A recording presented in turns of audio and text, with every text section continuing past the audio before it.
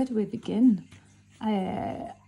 This is a jewellery for sale reel. I am finally going to go through some of this stuff. I'm not starting there though. I'm going to go through some of this stuff and stick it up for sale. I'm going to start here with a lovely Scottish silver bracelet. This one, I don't know if it's got any maker's marks on it. We are just stamped Scotland silver. This is going to date from the mid-century, circa 1940s, 1950s. This stone here, even on camera, we have moss agate and we have smoky quartz. And it's particularly pretty with its kind of Celtic knot design.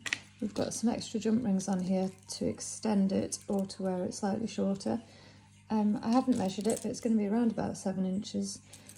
And today that can be £80. It would be more expensive on my website, which it will make its way to eventually if it's not snapped up here. So yeah, 80 quid today. Nice silver piece, nice Scottish piece, beautiful moss agates with smoky quartz. Pale enough to almost be a citrine there with that yellow, but really smoky quartz. Right, next. Oh, you're pretty. That's really sweet, isn't it? Little orangey coloured garnets. Sterling silver ring. It doesn't have a full hallmark, it's just stamped silver, but I have tested these pieces. It's got a little G and a shield for the maker's mark, and it's reasonably sized. It's an S. Pretty little flower. 20 quid. Plus post. There'll always be plus post, I'm afraid. Oh, you need a good clean, don't you? This one needs a good clean up. We have a bright cut pattern with ivy leaves. It'll look really nice, shined up. There's a wee bit of a dent there. So although it looks solid, it's actually hollow. And that is why we sometimes get these dings in them. Don't know if you can see the dent there. Just a wee ding, showing its age basically. But the catch works nicely. Snaps closed properly. It is not hallmarked, but I will acid test it just to make sure that it is solid silver rather than plated. Lots of pieces around this age weren't hallmarked, and because it predates 1950s, it can be sold as silver as long as I can demonstrate that it is what I say it is, and that is where the acid testing comes in.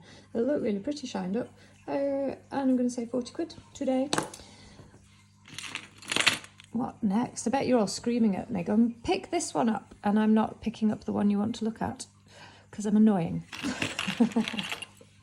I'm going to pick this up because I like this a lot. What we have here is going to be 3 pieces.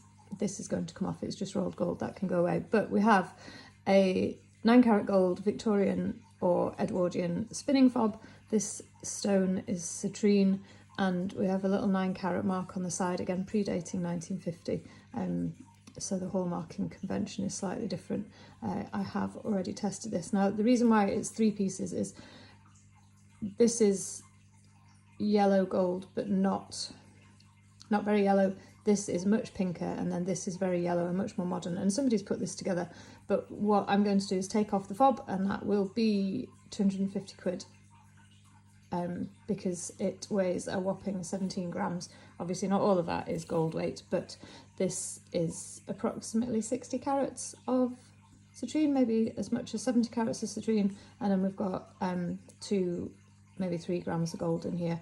Then we've got this little section of chain, which is slightly more pinkish, and each link is hallmarked, which is pretty cool, and somebody somewhere will be looking for a little connecting chain of just that length. So that is going to be a 50 quid section of chain for the person who needs exactly that thing. That's a bargain. And then we've got this little bow hanger brooch with a rollover clasp, so much more modern. You know, this is going to date from maybe the 1980s. And again, for someone who wants to hang a gold watch or hang something else, it'd be fine, but it's too yellow for this. So I'm going to take it all apart. So another 50 quid for that. Which would make 350 quid for the whole thing if you really, really want it. Not even on camera, woman. But yeah, curious the way it's been put together. So I'm going to dismantle it. Next, you're sweet, aren't you? Do you know, it's automatic to turn things over to look at the back of them because you get a lot of information from the back of a brooch, almost as much as you can get from the front of a brooch, or any piece of jewellery for that matter. So this HW and S is Edinburgh hallmarked, going to date from around about 1940s, 50s again. Got a little veil there for a safety chain, or in theory it could be worn as a pendant. And a really nice Celtic design on there. We've got thistles, we've got lovers' knots, we've got a cross. These are just paste stones, they're glass, and they... Actually, I'm making an assumption there.